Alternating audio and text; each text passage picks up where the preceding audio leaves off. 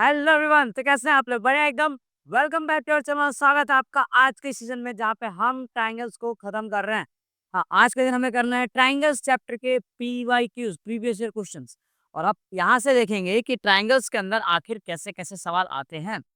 ये जो अफवाह है, अफवाह क्या, जो सिर्फ ट्रायंगल से सिर्फ थियरम्स आते हैं, क्या ट्रायंगल से सिर्फ थियरम्स ही आते हैं और सवाल नहीं आते? तो बेटा और सवाल भी आते हैं, ये चीज़ आपको इस लेक्चर में क्लियर हो जाएगा, ठीक है? और जो-जो सवाल आते हैं, ऑलमोस्ट सारे सवाल मैंने यहाँ पे मेंशन कर दिया, ठीक है? ऑलमोस्ट ये बात इस बात पे सच्चाई है कि ट्रायंगल्स के अंदर प्रोबेबिलिटी ज़्यादा होती है थ्योरम्स की, ऐसा नहीं कि नहीं होती। बट रेयर केस में आपको कुछ क्वेश्चंस भी आ सकता है, तो वैसे क्वेश्चंस को भी हमने पिक कर लिया। डन? भाई शुरू करते हैं फटाफट से, पेन, कॉपी और एनसीईआरटी लेकर बैठे हैं और let's begin with the very first question. हमारे पास पहला सवाल है सर, एमसीक्यूज़ का सवाल है ये। True false all similar triangles are congruent. भाई सारे के सारे सिमिलर ट्रायंगल जो हैं वो कॉन्ग्रुएंट होंगे। फॉल्स क्यों भाई? देखो, जैसे ये ट्रायंगल है, ठीक है? और इसके बाजू में मैं एक और ट्रायंगल बनाऊँ, ठीक है? इसके अंदर भी बना दिया मैंने, ठीक है? ये दोनों सिमिलर हैं, लेकिन कॉन्ग्रुएंट नहीं है ना।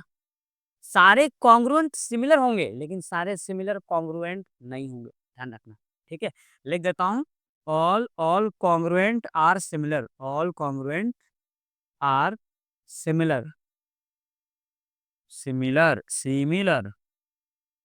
But vice versa is not true, है ना, ध्यान रखो। बिल्कुल है ना, याद रखने वाली चीज है ये। आगे बढ़ते हैं। In the given figure if P Q parallel BC then find AB, है ना, बीपीटी थ्योरम का सवाल है ये। याद है हमने देखा था कि दिस अपॉन में this is equal to this upon by this आएगा। कैसे कैसे कैसे कैसे? देखो मैं तो तुम्हें एक लॉजिकली समझा दूं, तो तुम्हें 18 का टेबल याद है? 18 वन जा 18 थ्री जा, तो कौन से नंबर का 3 टाइम्स 72 होगा? 24 का, मतलब ये नंबर आपका 24 इन 2.4 हो जाएगा। ऐसे ही दिख रहा हो। अब रही बात कि तुम्हें सॉल्व करना है, तो आजा सॉल्व करो बाय अप्लाइंग बीपीटी थ्योरम। तो आप करो यहाँ पे एपी, है ना, एपी अपॉन में PB, AP upon PB is equal to, यहाँ पे क्या आ जाएगा, A Q, A Q upon में आपका आ जाएगा सी क्यू, सी क्यू। अब रख दो भैया, एपी की जगह पे एपी रख दो, इसकी जगह कर दो 7.2, और यहाँ पे आप कर दीजिए पी क्यू की जगह पे 1.8, और यहाँ पे कर दीजिए 5.4। अब देखो ये कट जाएगा 3 टाइम्स में। अच्छा डन। और इसको क्या, इसको ऊपर लेके आ जाओ, इसको ऊपर ले आ जाओ। यहाँ से मिल गया AP is equal to 7.2 upon में 3, ये कट गया आपका, आ गया 2.4। आंसर है आपका 2.4। डन। समझ आ रहा है क्या? ऐसे आसान आसान सवाल आते हैं, ऐसे आसान आसान ये क्या है, prove that if line is L is drawn. ये 2022 में भी है, 24 में भी है, तो बहुत बार पूछा है, 24 के बेसिक में भी है ये मैंने बताया ना, बीपीटी थ्योरम इतनी बार पूछा गया है कि अगर मैं यहाँ से लिख के अगर ईयर लिखना शुरू करूँ ना, तो ये खत्म हो जाएगा लाइन, बहुत बार। इसलिए इसको मेंशन करना ही बेकार है, ठीक? आप समझ लो कि मोस्ट इंपॉर्टेंट है ये। अब रही बात सवाल करने की, तो बीपीटी थ्योरम में लास्ट उससे मैं करा चुका हूँ, तो कोई मीनिंग नहीं कि मैं इसे दोबारा यहाँ पे करूँ, ठीक? बीपीटी थ्योरम बस अच्छे से कर लेना। फिर ये बीपीटी थ्योरम आपको लास्ट लेक्चर से देखनी होगी, वही सेम टू सेम आपको थ्योरम यहाँ पे छाप देना है। आगे बढ़े अपन। ओके सर, तो हमारे पास एक सवाल दिया है, BL and CM are medians of a triangle ABC, right angle है ए। अच्छा, तो भैया एक राइट एंगल ट्रायंगल ले लो, है ना, एक ट्रायंगल एबीसी लो जो राइट एंगल बना है ए पे। तो हमने एक काम किया सर, एक राइट एंगल ट्रायंगल ले लिया जिसमें राइट एंगल बन रहा है अपना ए पे, तो उसके फ्रेम को हम करेंगे लालम लाल, कर दिया लाल, ठीक। अब उसके बाद क्या बोला, उसके बाद बोला गया, पहले तो इसका नामकरण कर लेते हैं। तो ये हो गया हमारा राइट एंगल एट ए, ये हो गया बी, और ये हो गया अपना सी।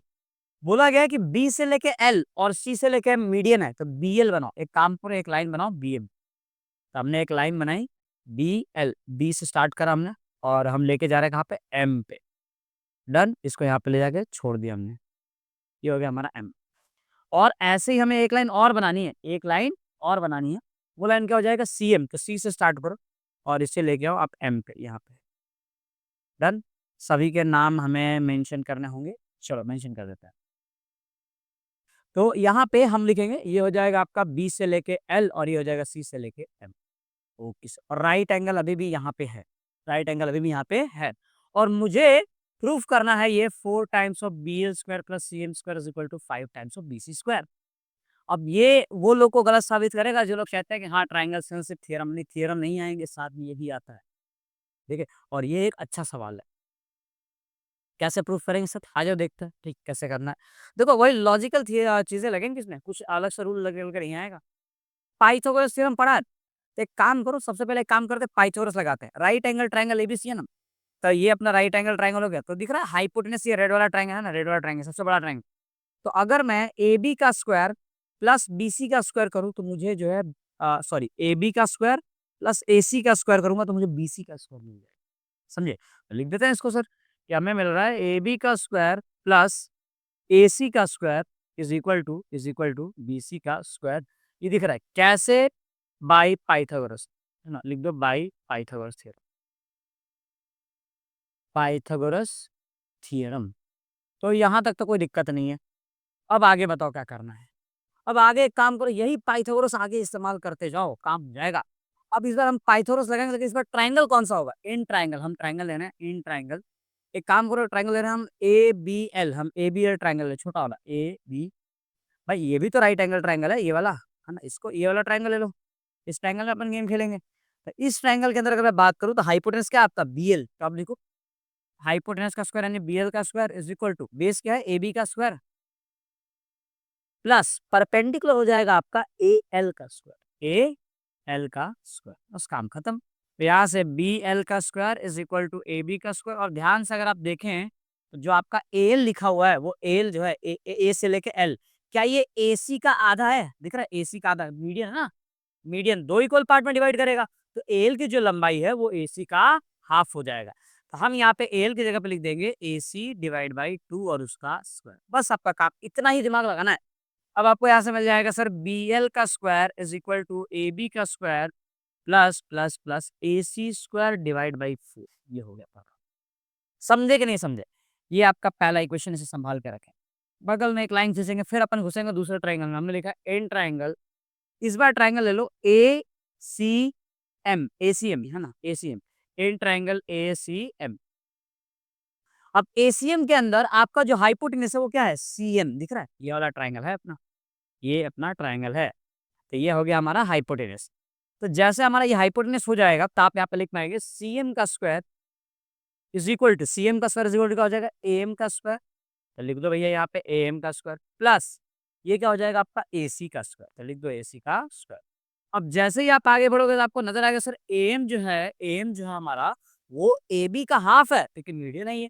तो आप इसकी जगह पे लिख देंगे यहाँ पे ए बी अपॉन में 2 और इसका कर देंगे स्क्वायर और प्लस हो जाएगा ए सी। बस देखते ही देखते तुम्हारा आंसर आ जाएगा। ये हो गया तुम्हारा ए बी का स्क्वायर और अपॉन में आ जाएगा तुम्हारा 4 और प्लस आ जाएगा ए सी का स्क्वायर। Done sir. अब आंसर कैसे आया? आंसर तो आया नहीं। अब एक काम कीजिए, आप देखिए आपको इन्हीं दो को जोड़ना है ना जी। आपको बी एल का स्क्वायर प्लस सी एम का स्क्वायर जोड़ना है। एक काम करो, जोड़ दो दोनों को। तो हमने दोनों को जोड़ दिया तो हमें मिला यहाँ पे बी एल का स्क्वायर प्लस सी एम का स्क्वायर, है ना। लिख देते हैं यहाँ पे adding both, adding adding 1 and 2, दोनों को ऐड कर रहे हैं हम, दोनों को। डन। जैसे ही आप ऐड करोगे, तो जैसे ही आप ऐड करोगे आपको मिलेगा बी एल का स्क्वायर प्लस सी एम का स्क्वायर इज इक्वल टू, इसकी जगह पे क्या लिख देंगे? ए बी का स्क्वायर प्लस ये अपॉन में 4 वाले को बाद में लिखते हैं। ए बी के स्क्वायर में पहले रख दो आप ए सी का स्क्वायर, ए बी का स्क्वायर प्लस ए सी का स्क्वायर प्लस यहाँ पे क्या आएगा? A C square by 4। तो लिख दो यहाँ पे A C square by 4, A C square divide by 4 plus और क्या है? ए बी स्क्वायर बाई 4 भी तो है, वो भी लिख दो यहाँ पे A B square by. Done. अच्छा, अब जैसे तुम देखोगे तुम्हें नजर आएगा sir A B square plus A C square तो पहले ही लिखा था बी सी स्क्वायर होगा। तो इसका मतलब सर हमें क्या करना है? बी एल के स्क्वायर में प्लस सी एम स्क्वायर जब आप करो तो यहाँ पे कर दो आप बी सी स्क्वायर इसकी जगह पे प्लस, अगर मैं अपॉन में 4 को ले लूँ कॉमन, अपॉन में 4 को हमने क्या ले लिया? कॉमन। ध्यान से देखते रहना। तो ये क्या हो जाएगा आपका? ठीक है, अपॉन में 4 कॉमन, अपॉन में 4 को कॉमन कैसे ले सकते हैं? ठीक है, यहाँ पे एलसीएम लिया जाएगा, सॉरी, जब आप एलसीएम ले लोगे तो यहाँ पे 4 इधर आ जाएगा, मल्टीप्लाई हो जाएगा 4 बी सी स्क्वायर और अपॉन में आ जाएगा आपका 4 और ये क्या हो गया? अगेन ही हो जाएगा आपका A C square plus A B square, A B square. अच्छा, एलसीएम ले लिया। अब इस 4 को क्रॉस मल्टीप्लाई करते हो जाएगा 4 टाइम्स ऑफ बी एल का स्क्वायर प्लस सी एम का square is equal to 4 B C square plus plus plus A C square plus A B square की value again B C square आ जाएगी। तो यहाँ पे लिख देना B C square. So finally your result will be 4 times of B L square plus C M square is equal to 5 times of B C square. तो ये हो गया आपका हेंस प्रूफ। तो सवाल बड़ा ही आसान था, लेकिन ऐसा ना कि अगर आप पहली बार कर रहे हो, अगर पहली बार अगर आपको उसमें सवाल आए, तो आपको अटेम्प्ट करने में दिक्कत हो सकती है, अगर आप ज़्यादा दिमाग ना लगाएँ तो, ठीक है? तो ये रहा सवाल, ये करने का तरीका हो गया। बीपीटी थ्योरम इसके पहले आया हुआ तो मैं सजेस्ट करूँगा उसको ढंग से करके जाना, या अच्छे से ना याद कर लेना उसको तो। अगर अगर आपको वो चीज़ समझ में ना आ रही है तो उसको याद कर लेना, क्यों? क्योंकि फ़ॉर श्योर है वो, उसकी पॉसिबिलिटी हमेशा 99% होती है, तो करके ही जाना उसे। डन? चलो आगे बढ़ते हैं। एक और सवाल है, सवाल एक और है, क्या बोला गया है? सवाल के अंदर बोला गया है कि ई एंड एफ जो है आपके सामने है। ई और F R the point on the side P Q and P R. तो एक काम करो भाई, बना दो पी, क्यू और आर। हमने एक लाइन बना दी, ये हो गया ई और ये हो गया आपका एफ। बहुत बढ़िया सर, आगे बताओ क्या करना है? अब बोला E and F R the point on the side P Q and P R, तो पी क्यू और पी आर पर मैंने लाइन बना दी रिस्पेक्टिवली। अच्छा, और क्या बोला गया?